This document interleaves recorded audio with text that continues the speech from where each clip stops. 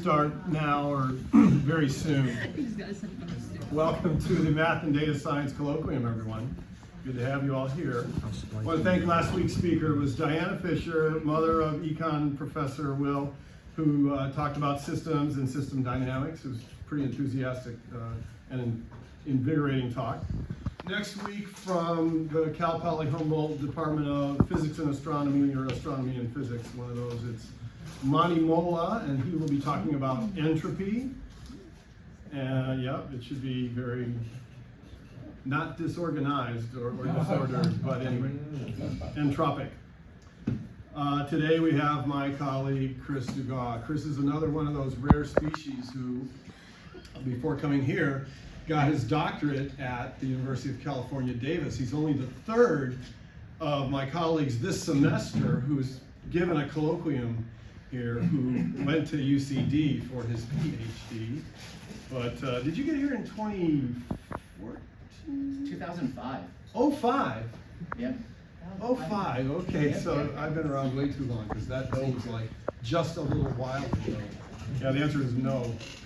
But Chris, you know, met him when he got here. I know he's a mathematical modeler, but just as interesting, he was a boulderer, or are you still a boulderer? Sure.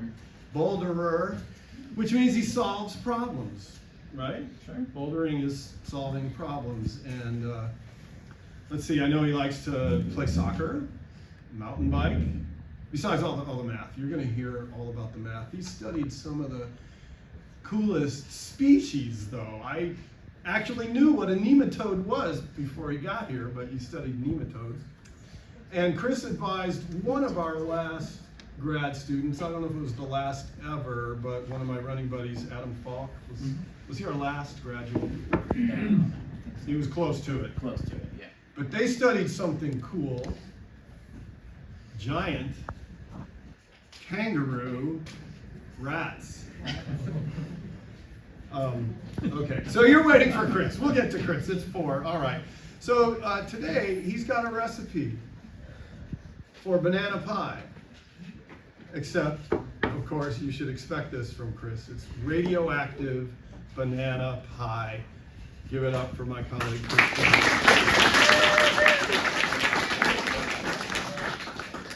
Oh, radioactive banana. My apologies if you were here, I think in 2013 or 2008, you might have seen this talk before, but it's mostly, the target audience is really students in the STAT 323 class. It was sort of this idea came out of that class, and actually a little bit with conversations with Professor Getz. We used to carpool back in the day, and we had some conversations about the gamma function, and that's part of where this came out of. So, anyway, let me just continue. So it's about estimating pi using random experiments. So you can think about like some basic ideas for estimating pi. There's this as a way to estimate pi using a random experiment. You take 6 times arcsine of f, where f is a fraction of times that a fair coin comes up heads. And I don't know, I feel like this is pretty much cheating because all this is doing is arcsine of a half is pi over 6. And that's not really a great way to estimate. Like we're kind of cheating, I feel like, because we're sort of using pi here. So you could do something more interesting. You could say pi equals 4f, where f is the fraction of the times that x squared plus y squared is less than 1, and x is a uniform random number between -1 and 1, and so is y.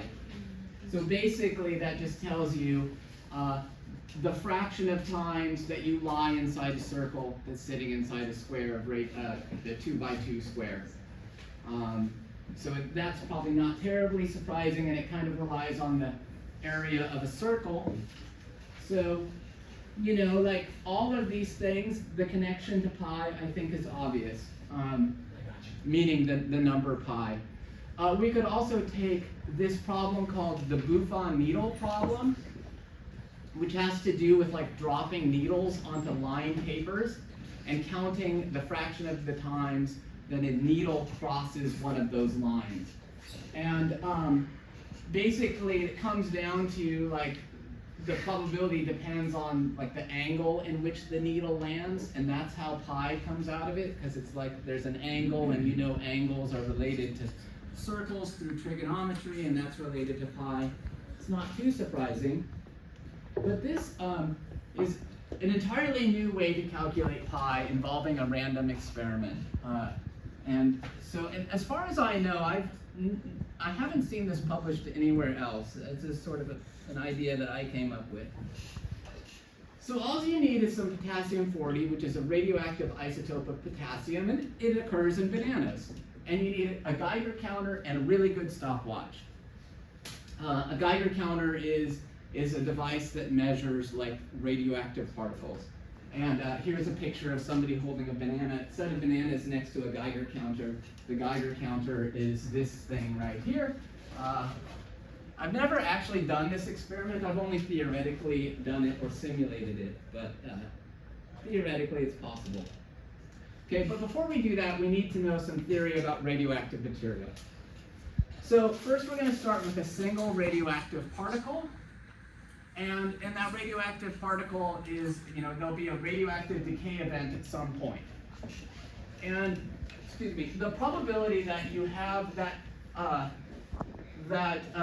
particle will decay in some time interval, it's of length delta t here, is a constant lambda times delta t. Lambda is a positive constant, plus, this is like the little o notation. It basically means something that will be insignificant compared to delta t as delta t gets small.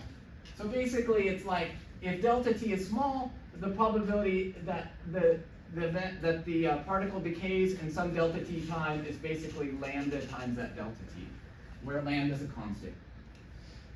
And so here t is going to be a random variable. That's the time until this event of the decay. It's a random variable. And then I'm going to define this function little g of t, which is the probability that the random time is greater than some value t. So the idea is you plug little t into this function, and this function tells you the probability that the particle has not yet decayed, because the time until it decays is greater than little t. And if you know some probability, this is probability 1 minus that big T is less than little t, so probability that the event has already occurred, and this is the cumulative distribution function. Little t. No, the last one. Oh, yeah, that's a typo. This is a little t. This is the cumulative distribution at little t. You should fix it. Yeah, I don't want to take the time. Pretend it's little. You have to use your imagine it's little. Okay, so so then what we can do, so again, you can think about if the time until the decay happens is bigger than little t, that means the particle has not yet decayed. So you can work out the probability that the particle has not decayed after t plus some delta t time is going to be the probability that it has not yet decayed and it didn't decay between, it had not decayed by t, and then it didn't decay between t and t plus delta t. And so from here to here, we have a probability of two events and their intersection, and we've rewritten it as a product. That's assuming that these are independent. So, and that's a reasonable assumption that the fact that it has not yet decayed and the probability that it decays at some future time, that those are independent. So we get a multiplication, and then we'll substitute what we have there. So let's see that. And so this right here is g of t plus delta t. And then this is g of t. And then this is basically 1 minus this probability here. And because probability of decaying and probability of not decaying is 1 minus. And then this stuff that becomes insignificant, we don't need to worry about that it gets multiplied by some factor here, because none of these other factors depend on delta t. This is just a placeholder for something that means it's going to be insignificant later. Okay. So we do a little bit of algebra, and actually a little bit, so we're going to like distribute this g of t, and we're going to move the g of t over, and we're going to divide by delta t. And if we do that, it looks like on the left, there's a few calculus students in here. I don't know if this is something you might recognize. If we take a limit, it's a derivative, right? If we take the limit as delta t goes to 0, we'll get a derivative. The delta t canceled here, and then remember this O of delta t is a placeholder for stuff that becomes insignificant as delta t goes to 0, relative to delta t. So when you take the limit as delta t goes to 0, we get g's derivative. This part goes to 0, and then we have this. So now we have, this would be a differential equation. We have the derivative of g is minus lambda times g. And g is a function, it's an unknown function. We're looking for a function that satisfies that differential equation. We need a little bit more information to totally answer that. We need an initial condition. So we need to know a value of g, say it's 0. So that would mean at time 0, what's the probability the particle has not yet decayed? G of 0 is going to be 1, because the probability it's not decayed at the beginning, we're going to say is 1. And so now we're looking for a function that you plug in 0, you get 1, and when you take its derivative, you get negative lambda times what you started with. And you might be able to think about this and just guess what function has that property that when you take its derivative. And then, so something like this. Some of you might have been able to guess this, but we can take, what happens when you take the derivative with respect to t? You'll get e to the stuff is e to the stuff, and then chain rule, you take the derivative, you're going to get negative lambda times what you started with from the chain rule. So this satisfies this part, and if I plug in 0 for t, e to the 0 is 1. Okay? And so g of t, g of little t, now I fixed it, it's little t. G of t was 1 minus the CDF, which, so then that also means the CDF is 1 minus g of t. And so this is the CDF, and this cumulative distribution function is one that certainly the Stat 323 people should recognize. It's called an exponential distribution. This is the cumulative distribution function for an exponential. And it turns out it has mean 1 over lambda. Okay?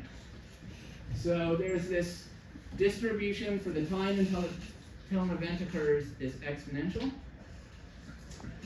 You can also go through a similar argument that if you have a collection of n particles, the time to for one of those particles to decay is going to be exponential with distribution, exponential with mean 1 over n times lambda.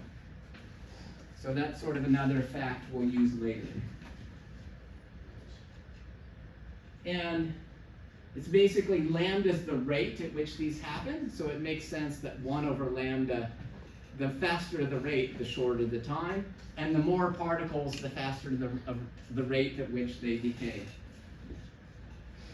Okay, so now I want to kind of do another question. I want to say, now let's consider that we have n particles, so n, like a collection of big N particles that decay independently, and x of t will be the number of particles that are around after time t. So, and that x is a random thing. Well, it turns out that that means you have a collection of n things that are either around or not around, right? Either they decayed or didn't decay. And this was the G of t. That was the probability they had not yet decayed. So that would mean this is the probability they're still around, and then this is how many you have. So you have a collection of n things that either like are still around or not still around. That's what we call a binomial random variable. Sometimes binomial random variables are like, in general, you think about it's a collection of trials that are either success or failure. And so in this case, we have like n particles, so those are n trials, and after some period of time t, they either succeeded in persisting or they failed and they decayed. So it's the same idea. And then the expected value, or the average, of a binomial random variable is n times the probability. So the number of trials times the probability. So this is n e to the negative lambda t. And so you might have seen, like, you might have learned about exponential decay in like a pre-calculus class even. And one of the things that I always kind of found disturbing is, like, it says if you have exponential decay, you never end up with 0. And if you think about it, like, well, what if you could ask, like, what if I started with 3 radioactive particles? So 3 individual particles, eventually it should hit 0. And but the exponential decay model doesn't ever hit 0, but it really actually represents the average behavior. So in the long run, right, the exponential might be like 10 to the minus 9 or something, and that just means like the probability you have 0 left is quite high, the probability you have 1 left is some very tiny number, and then the probability you have 2 or more is probably like negligible. And so on average, you end up with that. So the exponential decay model is really more about the average behavior. Okay. And then when you do exponential decay, like this, there's a relationship between this decay rate and what we call the half-life. So it's the time until you have half of what you started with. And that's only really based on the average. So when you expect to have half of what you start with, you can solve, like, so you could set this to n over 2 and solve this and get this relationship. And half-life is like the time until you have half of what's left. Okay. So that's just a little bit about radioactive material. And so, like, a radioactive material generates these exponentially distributed random numbers. And so here is an interesting another fact, an interesting tidbit about exponential random variables. It says at the top. If I take the expected value of the time, this time until the radioactive decay event happens, this is if it were mean 1. So like lambda here would have to be 1. So if I take t to the x, expected value of t to the power x, this is how you do it's like expected value of a function. So I would take the probability density times t to the x, and I should integrate everything. And this function this expected value is this gamma function. So the gamma function is a function that shows up in mathematics and other places. But it just so happens that if you take the expected value of an exponential with mean 1 to the power x, you get this gamma function at x plus 1. So you can match these two things up. If I plug x plus 1 in place of x, I get this, right? The plus 1 minus 1 goes away, and I just get x. So this fact turns out to be an exercise in this book by Sheldon Ross on probability. It's a classic. It's a great book on probability. And so I want to talk a little bit more about the gamma function.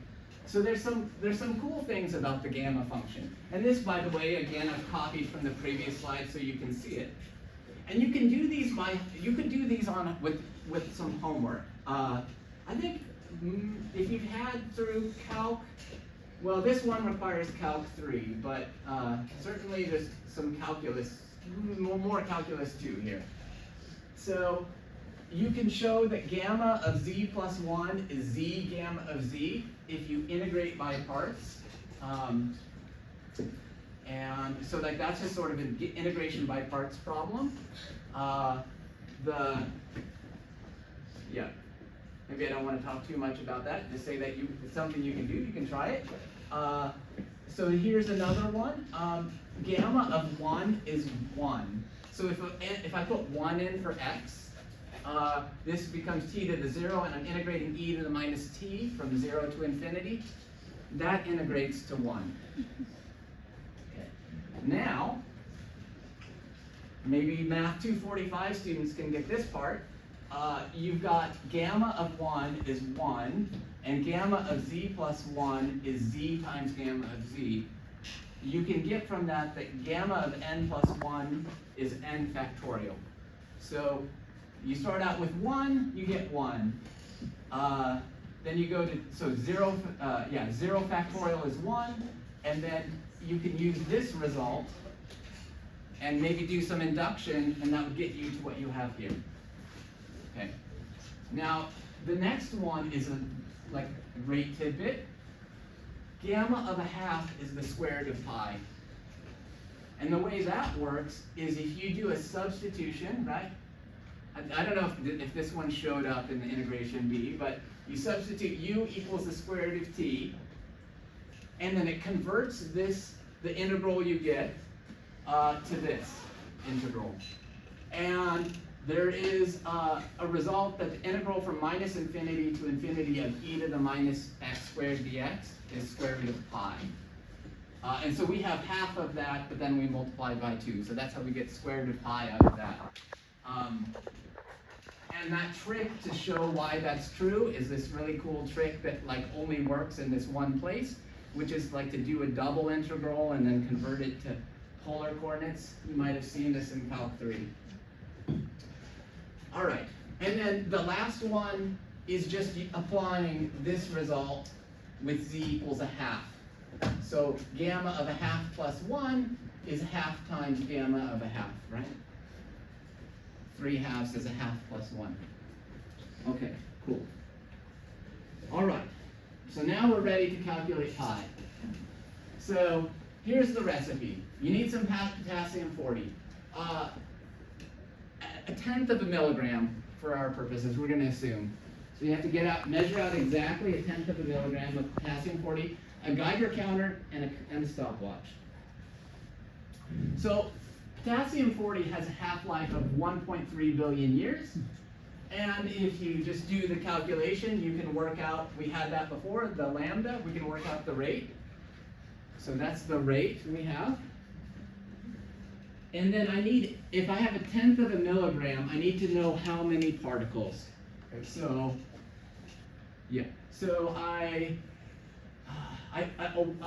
one molecule of potassium 40, this is how much it weighs. This is atomic mass unit. An atomic mass unit, I think, is the weight of a proton or something. And then, so if you take the mass of and here's a conversion. So here is how many milligrams per atomic mass unit. So I've converted from the atomic mass unit weight of potassium 40. This is how many milligrams a potassium 40 molecule weighs. And then you can get the amount. Oh, there's another typo. This should be a tenth of a milligram. That's how much of it. Oh. No. Wait, 1 milligram. So. Yeah. So I guess there's a little bit more complicated than this. So to convert from, if I know how much each one weighs, and then if I take 1 milligram divided by this, that should tell me how many I have. And I thought I said a tenth of a milligram, so maybe that comes up next. Oh, I lied. Okay, so you take 1 milligram and divide by how much one weighs, and that tells you how many you have. And then a tenth of a milligram is just one less than that. Can we ask, how many bananas is that? I don't know. I think I didn't do that calculation because I don't know how much potassium 40 is in a banana. I know there is some. So then we have to take how many, so n times lambda is the rate at which a 1/10 of a milligram of potassium 40, it's like on average the rate is 24.5, so the on average it's 1 over 24.5 would be how long on average it takes to have one of those events. So yeah, this is what I was saying, that if you had a constant number, and I'm going to assume that n is constant. It's not exactly constant because as these decay, you're losing atoms, but we start out with 1.51 times 10 to the 19, so if I lose a few thousand of them, or even a million of them, it's insignificant. So I think it's reasonable to assume n is constant. Then the time between these radioactive events is exponentially distributed with mean 1 over 24.5. So that's what I've got there. It's not hard to show that if you have some exponential with the mean 1 over 24.5 and you multiply by 24.5, you get something that's exponentially distributed with mean 1. Okay? All right. So here, this T sub r is like how much we're getting with reality, depending on the rate, or maybe in reality. But then when I multiply by 24.5, I get this thing T. So I'm using T for the exponential with mean 1, and T sub r, the exponential with mean 1 over 24.5. So then, when I do the expected value of 24.5 times the time between these radioactive events, and I take the square root, and I get their expected value, like what that is on average, that's the same as the expected value of the uniform, or the mean 1 exponential at a half, which is gamma of 3 halves, which is the square root of pi over 2. So we're getting close. We're getting close to be able to approximate pi. So what I need to do is I need a bunch of these random numbers which are exponential that come. So I need to check the time. So I need to watch my Geiger counter, and I need to measure the time between each of those random events, each one of those random particles. Like every time one of those particles blips on the counter, I'm going to start and stop the stopwatch, and I'm going to record the time. And that's going to give me a collection of these exponential random numbers. But then I need to multiply by 24.5 to get back to mean 1. And I take the square root, because that's what we're doing here, and then I average those numbers. And this average should be square root of pi over 2. So the average of these, like the time between my blips on the Geiger counter times 24.5 square rooted, add them all up, divide by n, that's the average. That's an estimate of square root pi over 2. And these are like, we're assuming those times are independent, identically distributed. They're all like this distribution. Okay. So we have a way, we know at least on average, like this should be good. And then I could ask, I can compute the expected value of this average. So it turns out this y, which is the average of a sample of a bunch, so I sample, like, I'm using n now. I'm sorry, this n is a little bit different. This n is not the same n. This n is the sample size. So if I sample a bunch of these exponential random variables and I average them, that's an estimate of what I started with. And you can do some theory that the expected value of your sample average is going to be the true population, the true expected value. So this is something, if you haven't seen probability, that when you do a sample and you compute an average, that thing is a random number. because you're taking an average of a bunch of things that are random. You end up with something else that's random. But if it's a good estimate, on average, the average of the averages, you know, the expected value, so that's like the theoretical average over all possible, is going to be the true value. But you could ask, like how good is my estimate? Like how much does it vary? So I imagine, like, because I want to know, like, do I need to, you know, measure 100 counts on the Geiger counter and figure out the time and average those in this way? Or do I need 1,000 to get pi? How many do I need? So I want to have some ability, I want to have some estimate of their variability. And so the variance of such a random variable, if you're averaging something, is the variance of the thing you're averaging divided by n. But this thing is the variance of the square root of t divided by n. And this, well, this is something nice that at least as my sample size goes to infinity, I know the variance goes to 0. So I know if I just take a large enough sample size, as n goes to infinity, this will become pi. You know, we had square root pi over 2, so I had to multiply by 2 and square it. But this approximation will become exact as n goes to infinity with probability 1. So that's a good thing that says, like, hey, like, oh, not only like do I have a way to estimate it, and I know if I take a big enough sample size, I should get pi.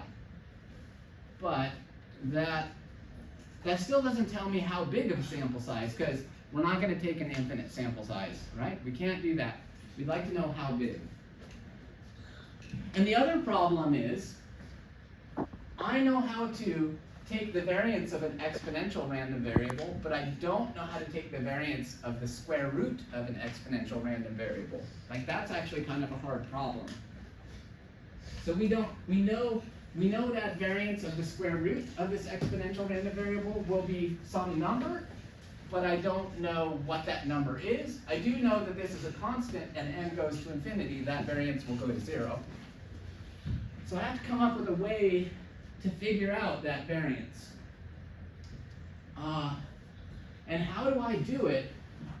I basically do a linear approximation.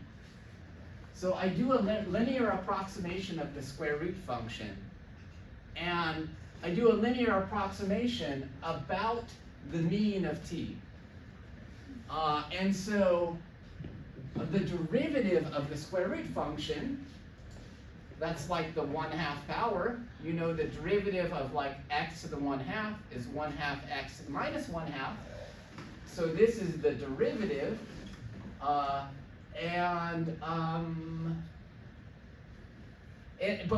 we're centering it at the average. That's sort of the best. And this is like kind of a standard approach for estimating the variance of a function of a random variable. Is you do like a little Taylor series or a little linear approximation about the expected value.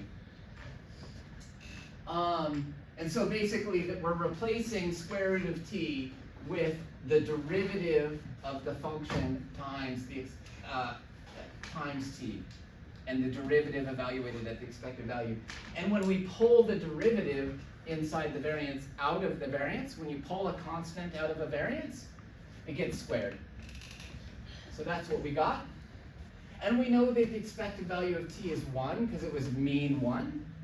And also, you might not know this, but the variance of an exponential is also 1 over lambda squared. But lambda was 1 in this case. And so the variance is also 1. So this all reduces down to a 4th.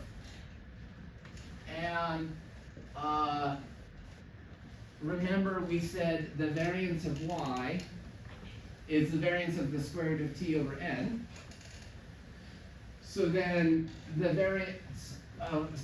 variance of square root of t was approximately a 4th, and when I divide by n, I get 1 over 4n is the variance of y. Okay, so now we have an idea about the variance of this thing we're using to estimate pi. And then we do a little bit more. We know that this thing, so this is like a sample average. And the central limit theorem tells us that as n gets large, the distribution of the sample averages approaches a normal distribution. And then you can get a 95% confidence interval is mean plus or minus 1.96 times the standard deviation. And the standard deviation is the square root of variance. The variance was 1 over 4n. So now the standard deviation is 1 over 2 square root n. And here n is the sample size. And so we get the mean plus this 1.96 that comes from like a normal table. That's the 97.5 percentile is 1.96, and this is like the 0.25 percentile. And so this is the confidence, and this is sort of like how far we're off in plus or minus. So then what you could do is you could say like, okay, well I want my,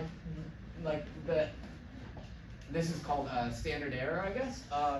So I want that to be like, say, if I want it to be delta. So I guess I didn't show you the work, but maybe it's worth mentioning. If I take this 1.96 over 2 square root n, and I want my error estimate of pi to be delta, plus or minus delta, and then I solve for n, I do the algebra to solve for n, this is the relationship I get. So if n is bigger than this, then 95% of the time I'll be within delta. So now I have a formula that will allow me to know how big of a sample I need to get my estimate of pi to be within some reasonable measure. Okay, great. So I think we kind of have everything. So now let's see some simulations. We do have time left. So, all right. So I wrote a little bit of R code to do this for me. Maybe I'll make this a little bigger. And then I'll make this. So what this does is I start out with delta. And I don't want, it turns out this will work for delta bigger than 0.0005, but let's just wait on that. So let's say I want to get within 0.1, okay? So like, pi is like 3.14159, so like I'm looking like 3.04 to 3.24. And then, so then I'm going to calculate n, and I use the ceiling because I want it to be a whole number. So I'm going to round up the formula we got. What was that formula? It was the 48.3 over delta squared. So I make n take 48.3 over delta squared, and n is my sample size. It needs to be a whole number, so I'm going to round up that number. And then R has this, it has its random numbers generator. It's Rx, so random exponentials, and I'm going to generate n of them, and the rate is 24.5. And then my estimate is 2 over n sum square root 2.45 times, so I'm going to add up the square roots of 2.45 times the times and then square it. So this is just, let's see that formula again. I'm taking, this formula. I'm taking 2 over n, adding up the random exponential times 24.5, square rooting them, and then squaring everything. Or maybe you should say 24.5 times these random numbers, square rooted, then summed, and then multiplied by 2 over 1, 2 over n, and then squaring everything. And that's what this formula does. There's the 2 over n. There's the square root of these random times, and I'm summing this list of square roots. And then at the end, I square root everything. And then this last bit of code just outputs. It tells me the sample size, and it tells me my estimate of pi, and then it's going to tell me the actual error. And 95% of the time, the actual error should be less than the delta that I gave you. So, let's see this go. So if I just run this. So now delta is 0.1. So if you want to get your estimate of pi to be within 0.1, you only need to time 4,830 of these exponential random variables. So you need to just sit there with your stopwatch, and for 4,830 blips on the counter, and then you're going to take the square root of 2.45 times those things, sum it up, multiply by 2 over n. And then our estimate of pi is 3.149, right? It's not so bad. The delta was supposed to be 0.1, and our actual error looks like 0.07. So it actually did a lot better. But it's random, right? I told you this is random. So if I do it again, I'm going to get a different estimate of pi. And this time the error was 0.015, which is still less than 0.1. So if I did this a bunch of times, 95% of the time, my error will be less than 0.01 or 0.1. I actually think it does a little bit better. I think the way I'm estimating the variance may be underestimating or overestimating the variance. Because, well, here we got a 0.06. It's getting close to 0.1. I don't know if we want to do 100 of them. Oh, look, there we go. Oh, no, we didn't. This was very close. This was very close to 0.1, right? We've only done a handful, right? Okay, so I don't know, you're probably not super impressed.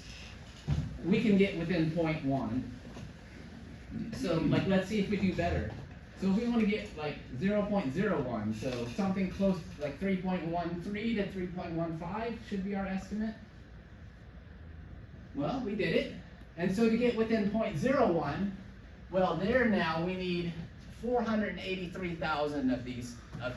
Now you can kind of see why I haven't done this in reality. I've only done it in simulation. Because 483,000, that's a lot. That's a lot, right? We can go better, right? And then it took the computer a little bit longer.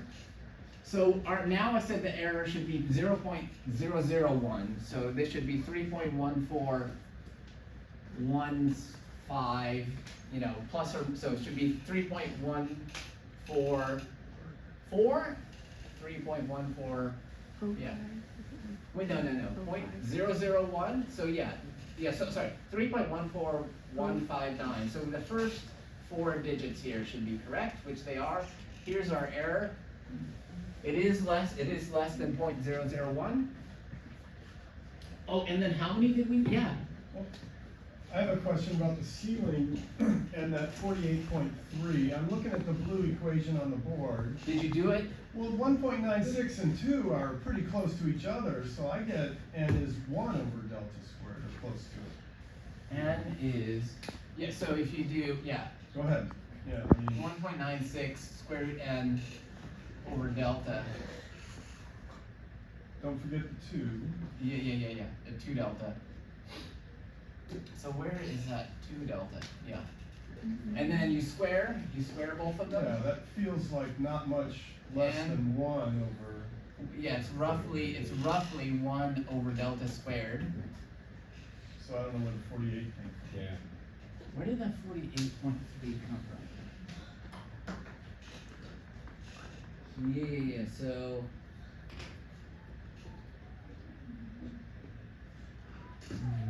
Is it related to having multiplied by oh. 24.5? yeah. What? There's more to it than so this was wrong. What's on the board is correct. Because what is the issue? No idea. The issue is this is centered on the square root pi over 2. And so there's a little bit more work because what we're going to do is we're going to take these numbers and we're going to multiply by 2, and then we're going to square them to get pi. And so if I have some error here and then I've multiplied by 2 and I've squared it, that blows it up a little bit. So that's where that's coming from. I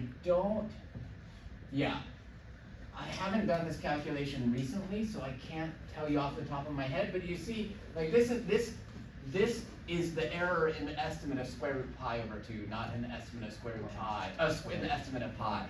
So there's like an extra squaring that shows up in there. But basically, each time you want another digit of accuracy, because I'm squaring, so if you want to get another 0.1, you need to multiply by, you need 100 times, right? If you need a 10th better accuracy, you need 100 times many more points. So you need to, yeah. So that's like, this is not an efficient way. There are much better ways to estimate pi. Let's see here. Yeah. So I'll just tell you, right? So here we have 0.01. I think we could go to 0001. Oh, 0001. Let's see what happens, because I said that only works for delta greater than 0.0005. It actually, at least on my computer, if I try and do it,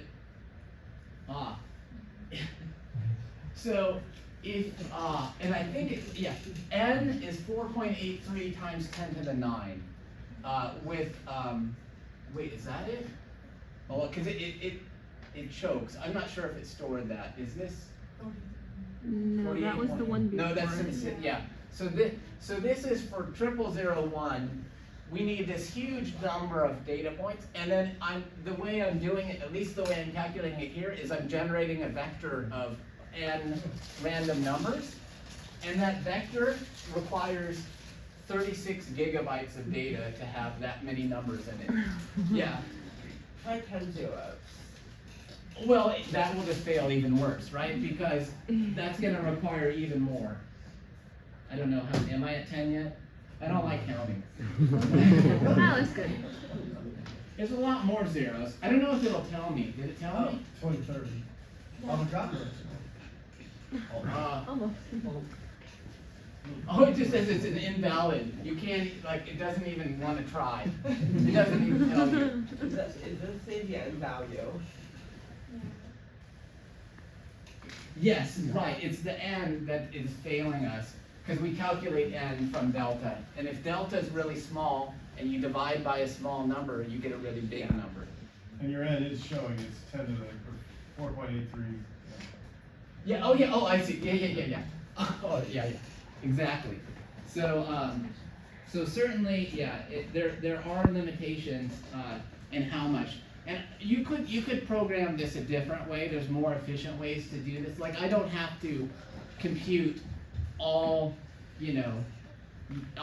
whatever trillion numbers and then sum them. I could do it chunks at a time, and I wouldn't need 36 gigabytes of memory to do that. I could do it with less if I did fewer chunks at a time. But I didn't bother to do that. But let's do the best possible situation. Here we go. So you can see how long it takes.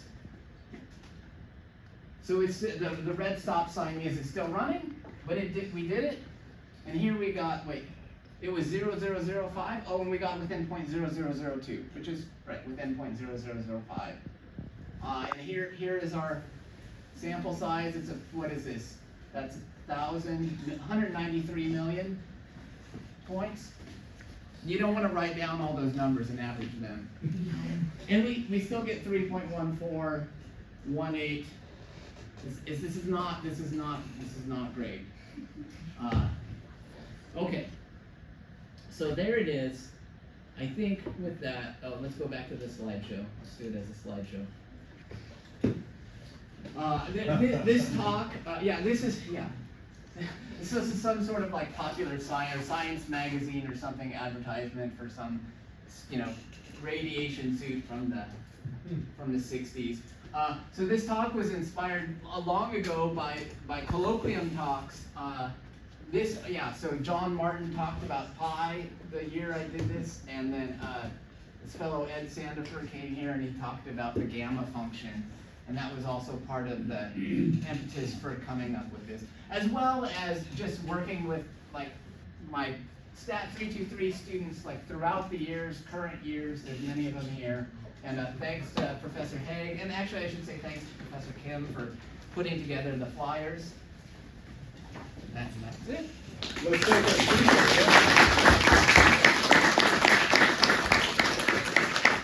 Okay, does anybody have any questions about all of that? Yes, go ahead, Annabelle.